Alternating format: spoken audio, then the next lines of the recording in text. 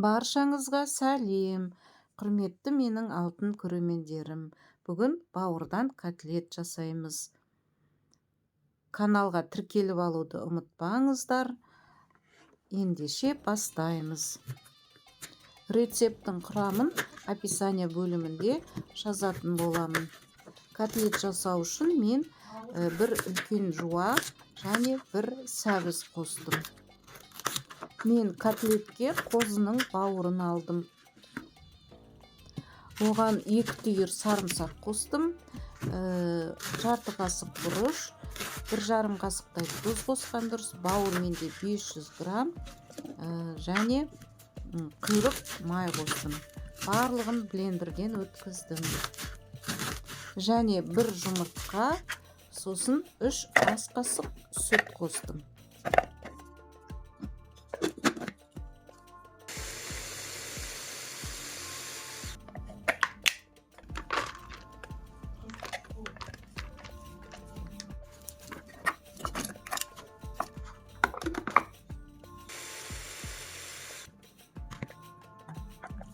Достар, қазақша каналға қолдау көрсетіп, достарыңызбен бөлісіп, ұнаса лайк басып, комментарий жазып отырсаңыздар екен. Бұл мен үшін өте маңызды.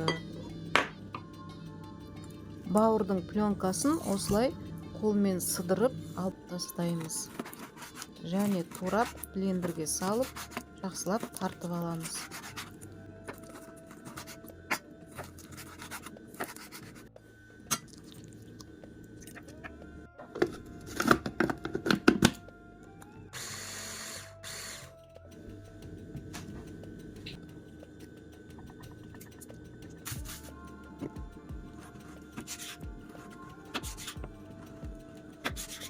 Осы туралған құйрық майдың тек жартысын қостым. Өйткені көп болып кететін болды.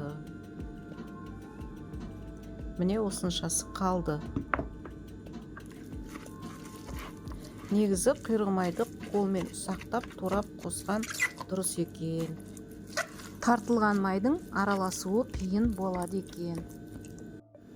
Сондықтан майды ұсақтап қолмен турап қосыңыздар.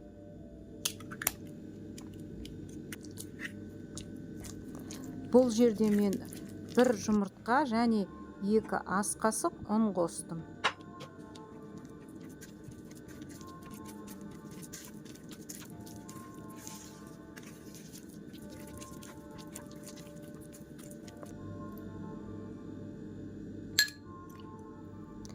Және 3 ас қасық жылы сүт қостым.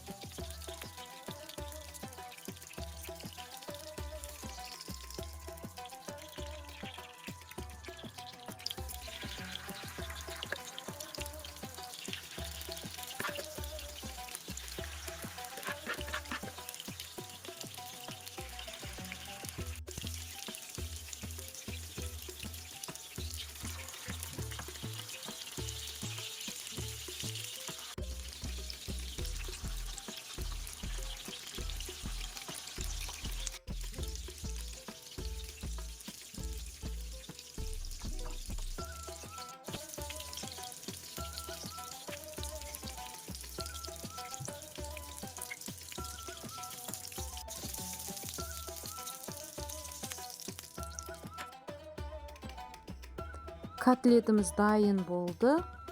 Баршаңызға ас болсын. Егер видео ұнап жатса, лайк, комментарий жазуды ұмытпаңыздар. Достарыңызбен бөлісіп отырыңыздар. Егер қоңыраушаны басып, все деген кнопканы бассаңыздар, сіздерге менің жаңа видеоның шыққаны туралы хабарлама келіп түседі. Келесі видеоға дейін қош сау болыңыздар.